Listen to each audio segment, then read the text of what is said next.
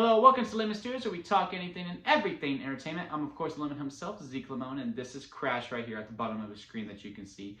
And this is my review for the Raw after Mania. But before we get into that, let's get the house clean out of the way, shall we? I'm gonna need you to leave a like, comment below, let me know your thoughts on the Raw after Mania, and of course, hit that subscribe button as it helps me grow into my YouTube career.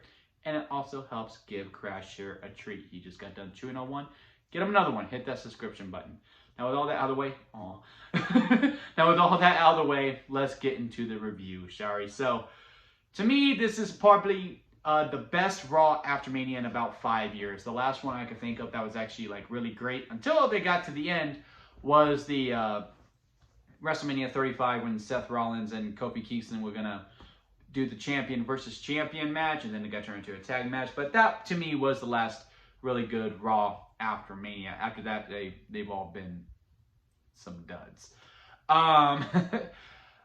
Sometimes not to the fault of their own, but most of the time, am the fault at their own. And so, really, all we were asking is that this one be better than last year's, because last year's was horrendous. It was awful. I like the ending of last year's, but this show overall was just far more better than last year's. And what I liked about this one, because look, this ain't the best Raw after Mania. Like, this wasn't, you know, Raw after 28 or 29 or 30. It's not one of the elite ones that we are like, yeah, that's the standard we want. But what was so great about this, and what I love about WWE now, is that they have a plan. They know they had plans going into after WrestleMania, and they have post-matchup set. And that's all they were focused on, was the future, and just going with that. Like, they didn't have a return just for a return's sake. It was very much a, look, you know, Ilya Dragunov is showing up, the draft's coming up, he will be eligible for that. So, he's not on Raw, he's still on NXT, but he is coming up. We're just letting y'all know. Same thing with Roxanne Perez. Oh, Sheamus is on his way back. We're just giving you a video package, though. He might return Friday, though. I could see Sheamus being Cody's first opponent at Backlash. I think that could really work out, especially with him going to France. I think Sheamus can have probably a good following over there, but I know they're gonna really cheer for Cody. And we'll get the opener out of the way, because it went long. Like, the whole first hour was supposed to be commercial free. If I had to guess, it was supposed to be 30 minutes. Kicks off with Triple H coming out, introducing Cody Rhodes, showing all the records that they broke again, which, you know, is really cool. I mean, you got to flex on it. You just do. I understand it. And Cody comes out. They had this video prepared that probably wasn't part of the original plan, but then Triple H saw it and goes, yeah, I'm going to do it. Not going to lie, I thought it was a little on the nose with Rise Up, but still was a great video nonetheless. Seeing Cody cry made me cry. I ain't afraid to admit it. I am a Cody crybaby. And then Cody was doing his promo shtick, and right when we were about to know where we were heading, The Rock comes out, and they have a very awkward interaction. Now, I do think that was the intent. I think it was like an intimidation factor thing. The trading of the belts was weird. I ain't gonna lie to you. But I cannot lie and say that I wasn't hooked for the whole entire 45 minutes. I am curious to see what is in Cody's hand. I see a lot of people saying that the match, because, you know, at the end, Rock goes, look, when I do come back, because I have to go away for a while, but when I do come back, I'm coming for you, whether you're champion or not. I'm pretty sure Cody's going to be champion by then. I don't think he'll have as long of a reign as Roman, or nearly as long as Reign. Like, I don't see him holding on. I don't see one reign, I should say. I don't see one reign lasting until next year's Mania. I do see him dropping it maybe in 3 months or 6, and then maybe he gets it back later on, but I do not see him holding it for a whole year. And people are saying, no, they're going to do it at 41, which, you know, I'm down. I'd rather have Rock versus Roman at 41 and do Rock versus Cody at a SummerSlam or even a Saudi show, and, you know, put the belt on the line. But either way, I'm looking forward to it. What did The Rock give him? I saw people saying it was the Rolex, but Cody already showed the Rolex on the press conference, so that can't be it. I also saw somehow maybe he has Dusty's Hall of Fame ring. I don't know how that could be possible either, but hey, you know, who knows? Either way, I am intrigued. Again, it's something for the future at a later date. The Damian Priest stuff was pretty good with the R-Truth. Hopefully they move on from it, and hopefully they redesign those tag belts post-draft.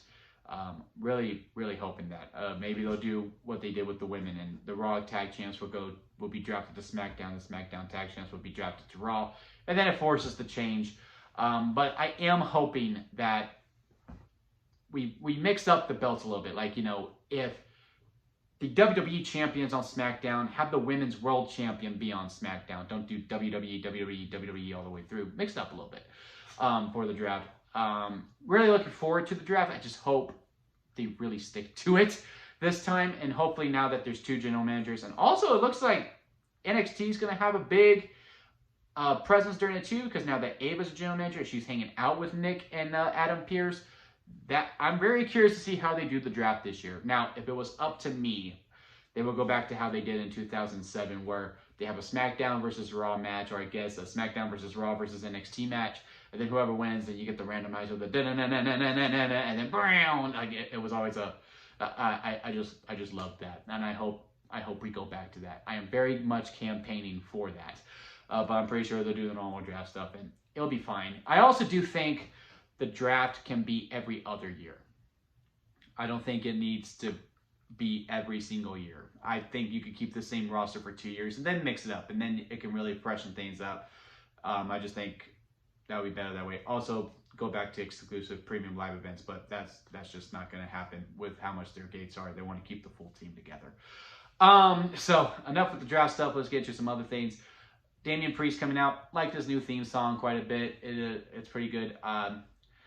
And their segment, knowing how they run Monday nights and all that stuff. It was basically the same old Judgment Day shtick with R-Truth coming out. And then we get into the 6-man tag. And then, a man who can't be seen is their partner. John Cena comes out. It's a good moment. It was just a good moment overall.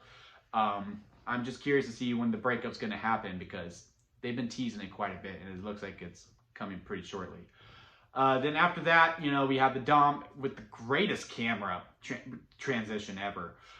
When Liv finally beats up, and now we got that program going. That's a match for Backlash, Rhea Ripley versus Liv Morgan. Really looking forward to that. You could probably have Liv win, and it wouldn't hurt Rhea at all. And I think Liv probably needs it. I mean, she can even win, but the most devastating move in sports entertainment, the surprise roll-up. Where my World Culture fans at? And get the belt, and I think it would be just fine. But when Dom pushed the camera out to say, get out of here, and then we just transitioned to, that was great. That was great. I do think some of the shots get a little overhyped. I mean, the production is significantly better, but some of the shots I'm like, it's cool. I always want to continue a shot with no cutting, because we're used to Kevin Dunn smashing the cut button. But that one, to me, I'll give his props. No, that was pretty awesome. And then after that, the only thing that I really want to touch on is the main event. Is the Fatal 4-Way. Now, I really thought they were going to do the Uncle Howdy reveal, because they were teasing it. Like, I saw online that, they played a song before and then it cut off. And then when Bronson Reed was doing a thing, it had the glitch and we saw the hello in the corner. I was like, oh, here we go. Bo Dallas, baby. I'm ready for it. I was super, super ready for it. I also saw some people think it's Alexa Bliss. It could be both. I mean, they've both been out for a minute, and I could see them pairing together to continue on Bray's legacy. And I would be down for that too. But no, it wasn't. Drew McIntyre came out and said all the memes, called Damian Priest Bondage Undertaker. that popped me. I ain't gonna lie. I had a good laugh. Then we had the Fatal 4-Way. There was a miscommunication between Samantha Irving and the rest of the production team, because she said this is elimination Fatal 4-Way. Michael Cole's like, first fall to a finish. I found that very funny. And I was like, yeah, because when she announced that it was elimination, I was like, I wonder how it's going to go, because no one can really suffer to get that pinned. And they did the one fall, and I was like, well, okay, I guess this takes out Drew, and I guess Jay, and I guess you could do Ricochet or Bronson Reed. That'd be a fun little fresh matchup. And I gave the slight edge to Bronson because, he won the Andre the Giant Memorial Battle Royal. And I thought that would have been a great way, to bring it significance, the Andre the Giant Battle Royal. But no, it was Jey Uso, and looks like that'll be a Backlash, which again, is fine. Look, it's not the World Heavyweight title. As long as now we have 2 full-time champions, the World Heavyweight title probably won't main event. It just won't. Like, the WWE title will main event, and especially as long as Cody has it. The only way the World Heavyweight title will probably main event now is if Seth gets it back. Drew does win it, which he probably will at Clash of the Castle, so it probably might main event there. They probably give Cody the day off, or he'll do a tag match. Or Roman takes the belt. That's the only way the World Heavyweight title will be the main event. To me, personally, that's how I see it. So I don't mind it. That, it could be a good opening world title match, and then we get to, probably Cody versus Sheamus. That's for SmackDown to decide. But yeah, and it was also cool, with Punk coming out to distract him. Maybe Punk's a little early. I think he's a lot healthier than he's leading us on, because now he doesn't wear the brace. He's actually coming out purposely to screw with Drew. And it looks like that will be like the immediate program. I don't think it'll be Backlash, but maybe after that, we can finally get the Drew versus Punk. I would actually like for Drew versus Punk to be Clash of the Castle, because we could actually see a heel Punk, because Drew's going to be face there. There's no way he's not. And that could be very, very, very fun. But, we'll see when we get there. But yeah, overall, I like this Raw after Mania. It was good for setting up the future. I'm really looking forward to these next following weeks and going on this journey with y'all. Hit that comment section. Let's talk about it. What are your favorite moments from the Raw after Mania? Again, hit that subscribe button, as it helps me and my dog get treats pretty much at this point.